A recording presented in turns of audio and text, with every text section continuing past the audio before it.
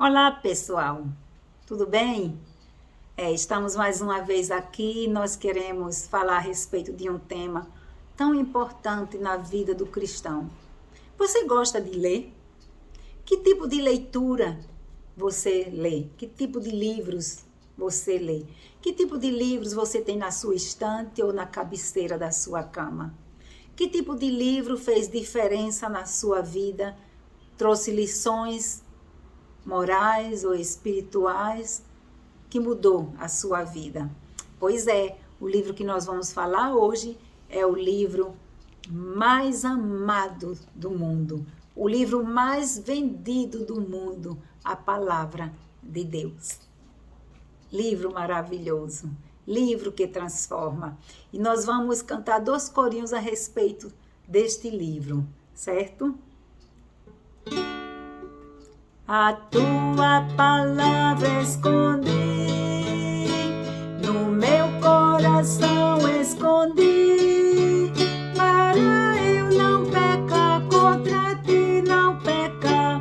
A tua palavra escondi, o meu coração já é teu, pois tu compraste, Senhor. Só quero viver para ti, só viver no teu santo amor. Só quero viver para ti, só viver no teu santo amor. Leia a Bíblia e faça oração, faça oração. Faça oração, leia a Bíblia e faça oração, se quiser crescer, se quiser crescer, se quiser crescer. Leia a Bíblia e faça oração, se quiser crescer. Quem não ora e a Bíblia não lê, e a Bíblia não lê, e a Bíblia não lê. Quem não ora e a Bíblia não lê, diminuirá, diminuirá, diminuirá.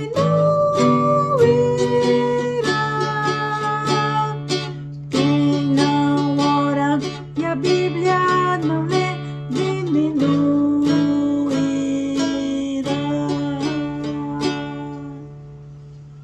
O que significa esse crescer e diminuir? Já pensou se a gente fosse, se através de não ler a Bíblia a gente diminuísse no tamanho? Que tamanho teríamos nós? Mas aqui se refere à vida espiritual, com certeza, né? Aquele que lê a Bíblia e ora, aquele que busca a Deus, ele cresce nas coisas espirituais. E aquele que não busca a Deus, ele diminui nas coisas espirituais. E isso faz muito diferença na vida do cristão, daquele que busca a Deus, daquele que ama a Deus, daquele que lê a palavra de Deus, né? Então vamos falar um pouco, você vai ouvir um pouco a história da Bíblia. Os primeiros escritos em forma de livro que a história humana registra são as escrituras sagradas. Era tudo manuscrito, até as cópias eram manuscritas de forma minuciosa e sistemática pelos escribas e doutores. A Bíblia foi o primeiro livro a ser escrito, como também o primeiro a ser impresso. Após a invenção do prelo em 1452 por Gutenberg, na Alemanha, foi possível fazer a sua primeira impressão. Ela é também o livro mais impresso, mais lido e traduzido em todo o mundo. Os escritores. Deus usou literalmente cerca de 40 escritores das mais variadas profissões e funções, entre os quais houve legislador, rei, poeta, estadista, sacerdotes, profetas, pescador, boiadeiro, funcionário público, médico e teólogo. Num período de mais de 1.500 escritores, mais de 1.500 anos, em condições e circunstâncias das mais variadas. Escreveram na cidade, no campo, nos palácios, em ilhas, em prisões, no exílio e até no deserto. Apesar disso, a mensagem da Bíblia é uniforme, única, perfeita e sem contradições. Pois todos esses homens não escreveram no domínio de suas próprias vontades, mas sob o domínio do Espírito Santo de Deus. Os materiais. No início, os escritos eram feitos em barro. Depois, descobriram 2 materiais melhores e mais fáceis de trabalhar. São eles o papiro e o pergaminho. O papiro, ele era tirado de uma planta aquática, a brejeira, que tinha esse mesmo nome. Essa planta possuía um caule em forma de tubo e era cultivada em abundância ao longo das margens do rio Nilo. Desse nome papiro é que se originou o termo papel. E daí depois veio o pergaminho, que era de peles de animais, que eram curtidas e preparadas para a escrita. Era bem mais resistente do que o papiro. Ele começou a ser usado a partir do início do século I na Ásia Menor, mais precisamente em Pérgamo, de onde se originou o nome pergaminho. Desculpa, eu estou com a garganta um pouco ruim, viu, hoje. Os formatos. Havia também 2 formatos das escrituras na era antiga, o rolo e o córdice. O rolo, como já diz o nome, era enrolado entre 2 cabos de madeira para facilitar o manuseio. Podia ser feito de papiro ou de pergaminho. Cada livro era um rolo em separado. Cada livro, imagina quantos livros teriam que ser escritos, hein? E hoje nós temos um livro só. Vários livros em um livro só, né? O córdice era uma obra no formato de grandes proporções, feito de folhas de papiro. Tiveram a ideia de utilizar as folhas escritas do papiro, colocando-as uma em cima da outra, fazendo assim o formato de um livro, com o que conhecemos hoje, a Bíblia. E os livros que se usa, todos os livros dessa mesma forma. Os idiomas. A Bíblia foi escrita em 2 idiomas principais, o hebraico e o grego. Quase todo o Antigo Testamento foi escrito em hebraico, com pequenas partes em aramaico. O Novo Testamento foi praticamente todo escrito em grego. Então, a conclusão é que a Bíblia, ela é e sempre será um livro inquestionável, porque ela é a palavra de Deus. Ela é a revelação da vontade de Deus à humanidade. Suas doutrinas são santas e os seus preceitos são categóricos. As suas histórias são verdadeiras e suas decisões imutáveis. Seu objetivo principal é revelar Jesus Cristo como Senhor e Salvador e mostrar a realidade da eternidade com Deus ou sem Deus. E que, respectivamente, existem 2 caminhos para ela, o da perdição e o da salvação, no qual nós não podemos ignorar a respeito disso, né? A igreja acredita que a Bíblia Sagrada contém e é a revelação de Deus. Por isso, ela é verdade de Deus, manifesta e inspirada por homens usados, consagrados por Deus.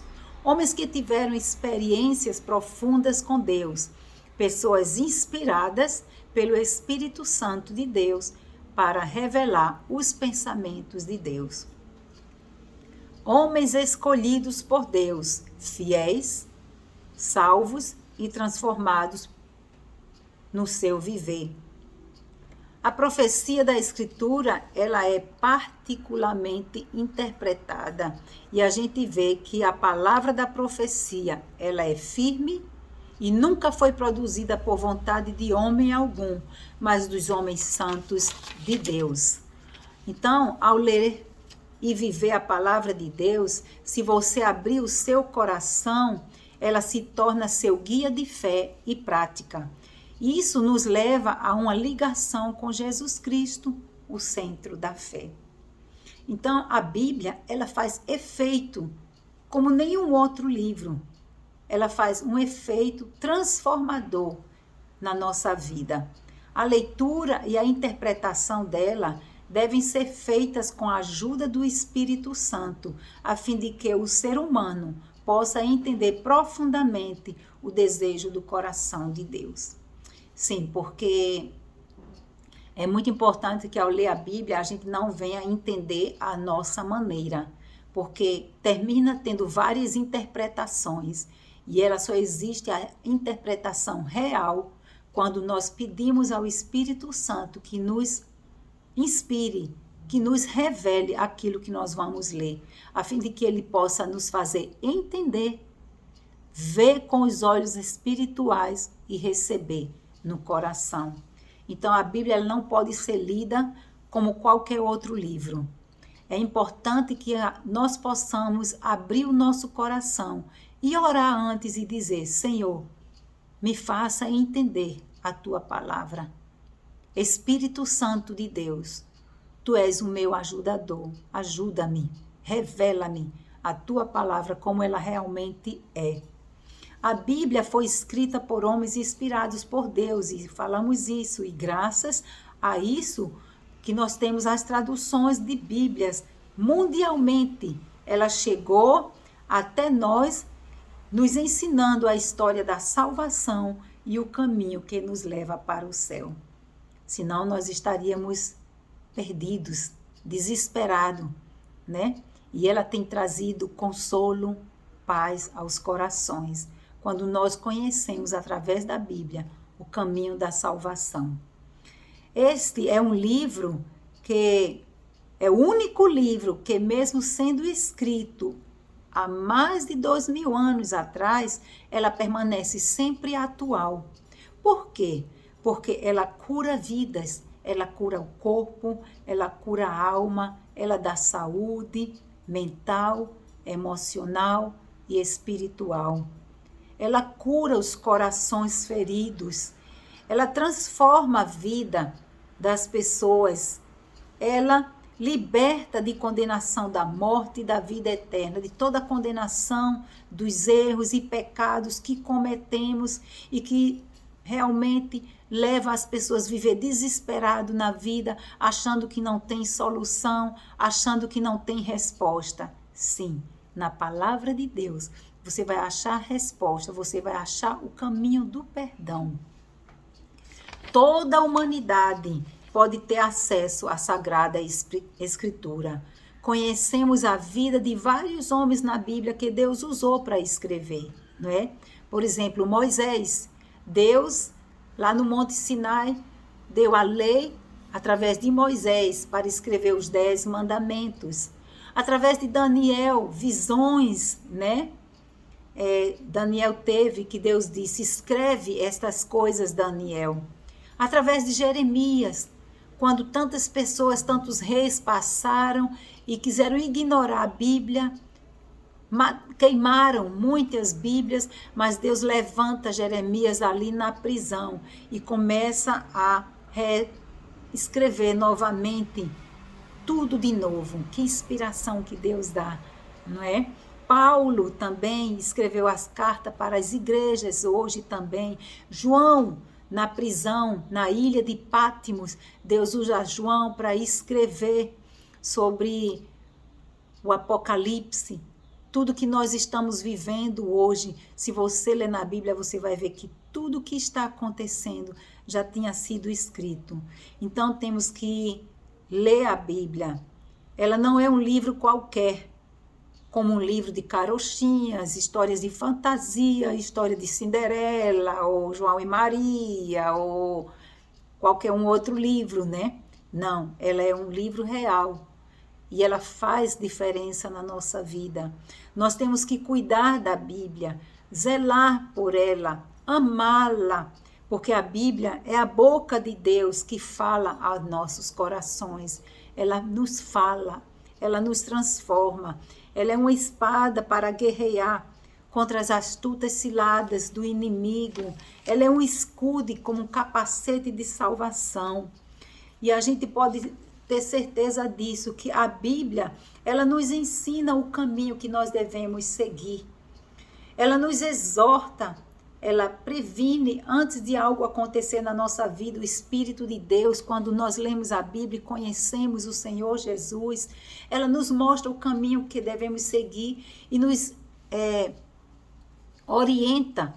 Não, minha filha, não faça isso.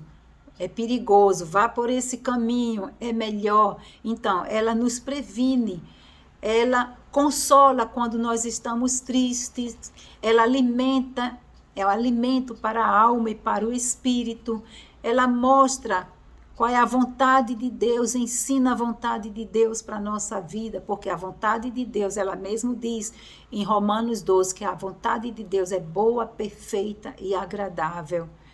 Ela nos ensina a obedecer a Deus. Ela é como pão e mel que nos alimenta o nosso espírito e a nossa alma. Ela é água que mata a sede. Sim, temos a história da mulher samaritana que matou a sede dela e ela pensava que era uma água comum. E Jesus disse, se tu beberes dessa água jamais terás sede, porque ela mata a sede espiritual da nossa vida. Quantos estão sedentos aí de uma palavra, de conforto, de consolo, e só vai encontrar na fonte, que é a palavra de Deus. Ela é fogo consumidor, ela é semente que faz germinar nos nossos corações transformações, alegria, paz, gozo. Ela é lâmpada, como nós dizemos, como diz em Salmo 119, lâmpada para os nossos pés e luz para o nosso caminho. Ela nos leva para os céus, porque ela muda pessoas. É a Bíblia. Isso tudo nós podemos ver através da Bíblia. E se essa palavra ainda não transformou o seu coração, eu quero dizer a você, como o reverendo Moody, um grande evangelista, disse: ou esse livro afasta o pecado, ou o meu pecado me afasta deste livro. Então, como é que você vê esse livro? Talvez o pecado é tão grande na sua vida que você não consegue amar esse livro, não consegue ler, não consegue seguir. Mas quando a gente quer viver uma vida de santidade, nós temos a convicção e certeza que esse livro, a palavra de Deus, ele nos afasta do pecado e ele nos leva à vida de santidade, porque a palavra de Deus diz que sem a santificação nós não veremos o rosto de Deus. E se essa palavra é a boca de Deus, cuidado, nós não podemos usar essa palavra para dar sorte.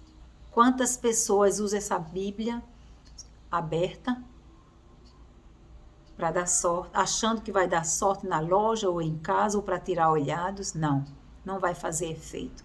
Eu sempre digo, se a Bíblia é a boca de Deus, você deixa sua boca aberta 24 horas? Você deixa? Ninguém deixa. Ninguém aguenta, né? Então, ninguém vai ler dentro da minha boca. Eu tenho que tê-la no meu coração para não pecar contra o Senhor. Está esse versículo também em Salmos 119, 105. Escondi a tua palavra no meu coração para não pecar contra ti. Amém? Então, se queremos ir para o céu, existe uma realidade que eu e você somos os únicos que podemos escolher aonde queremos ir. Ou céu ou inferno. O que você escolhe para você? Eu escolho o céu. E você? Claro, todos nós queremos ir para o céu, mas a Bíblia também diz que sem a santificação nós não veremos o rosto de Deus, porque o pecado nos afasta de Deus. Que seja um alerta. Nós estamos vivendo tempos tão difíceis e precisamos de paz no coração. A palavra de Deus nos traz paz, nos traz refrigério, nos traz consolo, nos traz resposta, perdão. Ela abraça a nossa alma, porque a palavra de Deus ela é refúgio, fortaleza, socorro bem presente. Glória a Deus. Vamos dar graças ao Senhor. Pai querido, Pai celestial, exaltamos e glorificamos o Teu nome, porque Tu és bom. Obrigada porque Tu mandaste o Teu Filho Jesus para morrer na cruz pelos nossos pecados.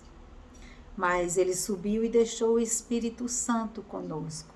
Somos felizes porque através do Espírito Santo de Deus recebemos consolo, recebemos resposta através da Tua palavra, Senhor. Obrigada porque Tu usaste Moisés para escrever os 10 mandamentos, usaste Daniel, usaste tantos profetas, tantos sacerdotes, reis, boieiro, médico, teólogos, para escrever Tua palavra, porque Tu já pensavas em nós no futuro, que esta palavra chegasse até nós, e ela chegou até as nossas mãos.